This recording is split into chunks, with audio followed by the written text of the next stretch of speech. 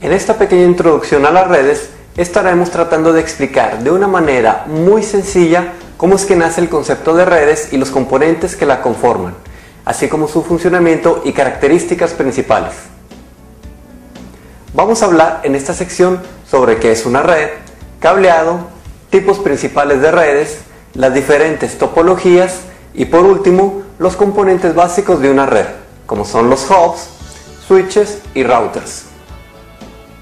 Para que haya comunicación entre una computadora y otra, debe de haber un medio. En este caso, hablaremos brevemente del medio físico, como lo es el cableado, tipos y sus características principales. Las computadoras han existido antes de que naciera el concepto de redes. Aquí podemos ver dos computadoras aisladas sin conectar. Es así como se veía antes un diagrama de red, si así lo podemos llamar.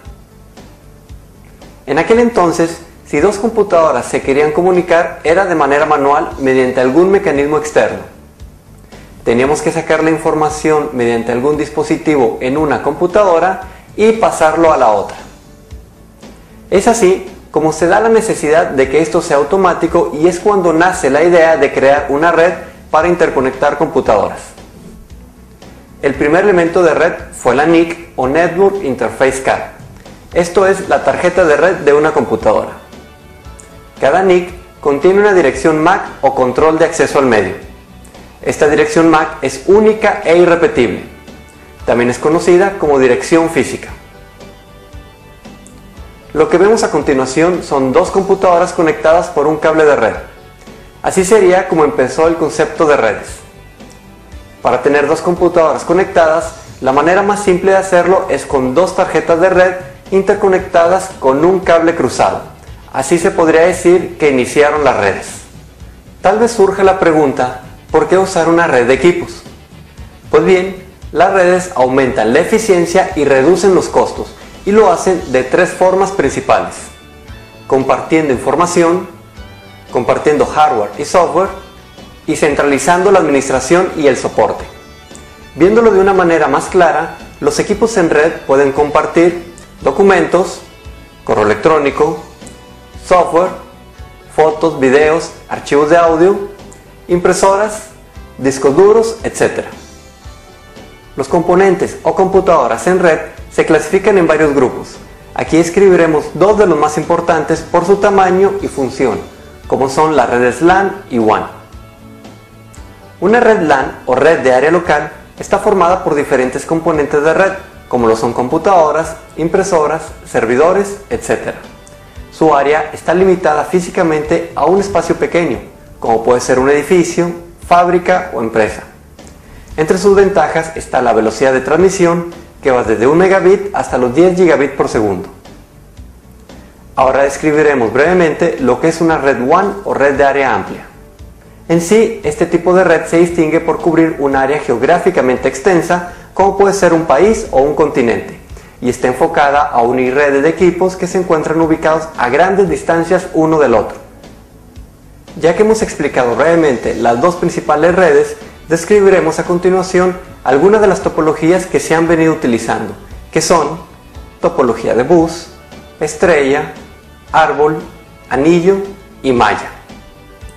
La topología de bus o lineal es una de las primeras que se utilizó, donde cada una de sus computadoras estaba interconectada por un mismo cable o medio de transmisión, que va de una computadora a otra. Tenemos a continuación la topología de estrella. Esta topología es una de las más utilizadas y se forma conectando cada componente a un equipo central, sea este un hub o switch. Como todas, tiene sus ventajas y desventajas. Una de sus ventajas es que si una computadora se desconecta, solo ese equipo deja de recibir información. Y una desventaja es que si el equipo central se cae, se pierde toda la comunicación. La siguiente topología es la de árbol, que combina características de la topología de estrella con la de bus. Es un conjunto de subredes en estrella conectadas a una topología en bus. Como podemos ver, esta topología facilita el crecimiento. También tenemos la topología de anillo. Aquí cada equipo está conectado al siguiente y el último al primero, cerrando así el anillo. Cabe mencionar que si un nodo deja de funcionar, se pierde la comunicación en todo el anillo. Por último, pero no por eso la menos importante, tenemos la topología de malla. Esta topología principalmente nos ofrece redundancia. Esto sucede gracias a que todas las computadoras están interconectadas entre sí. De esta manera, si un cable falla, tenemos otros caminos o cables que nos permiten la comunicación. Esta es una topología que requiere mucho cableado, por lo que resulta algo costosa de implementar, pero es la que nos ofrece mayor disponibilidad de nuestra red. Las redes evolucionaron. Imagínense que quieren conectar otra computadora, una tercera. ¿Qué es lo que pudiéramos hacer con la tecnología que ya se ha visto, que son cables cruzados y tarjetas de red?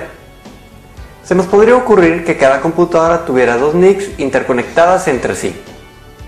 En una red pequeña sí es factible tenerlo, pero no sería algo práctico o escalable. Es ahí donde nace el primer elemento de red, que vendría siendo el hub. ¿Qué es un hub o qué es lo que hace?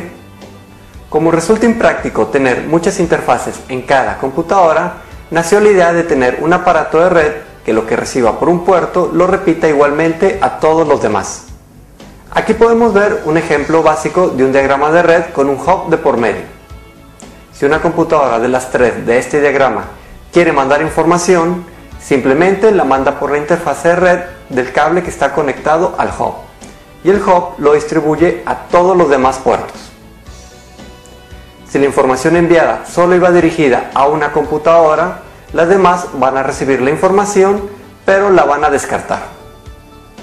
Con la llegada del hub se hacen un poco más escalables las redes, pero tiene el inconveniente de que genera mucha congestión en la red. El siguiente elemento de red a ver es el switch, también conocido como multiport bridge.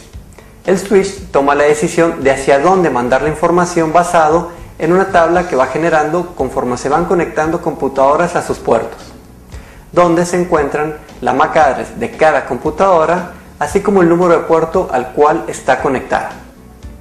Cuando una PC manda información, el switch la procesa y la manda al puerto que sea necesario. Otra manera de administrar la red de una manera más eficiente y puntual es por medio de VLANs, que no son más que redes de área local virtuales. ¿A qué nos referimos con virtuales? A que no están restringidas por nada físico, ya que como son lógicas, pueden estar ubicadas en cualquier parte de nuestra red donde manejemos switches que soportan VLANs. Para ser un poco más claro, tenemos el siguiente ejemplo, donde vemos diferentes computadoras en diferentes VLANs en diferentes localidades. Un ejemplo sería si cambias una computadora físicamente de switch, puede seguir en la misma VLAN. Para comunicarse entre VLANs es necesario un router para poder tener comunicación entre ellas, ya que de otra manera, cada VLAN solo se puede comunicar entre sus propios miembros. Ahora hablaremos un poco del router. La función principal del router es decidir hacia dónde enviar la información que le llega proveniente de diferentes redes. Es decir, si el dispositivo A en la red 1 desea enviar un correo electrónico al dispositivo C en la red 3, la información le llega primero al router, este le examina y revisa en qué red se encuentra el destinatario para después reenviarla por la interfase correspondiente. Hasta aquí hemos visto los fundamentos para poder entender un poco más el por qué existen las redes, su función elemental y los componentes básicos de qué es lo que hacen y cómo funcionan en un nivel muy general.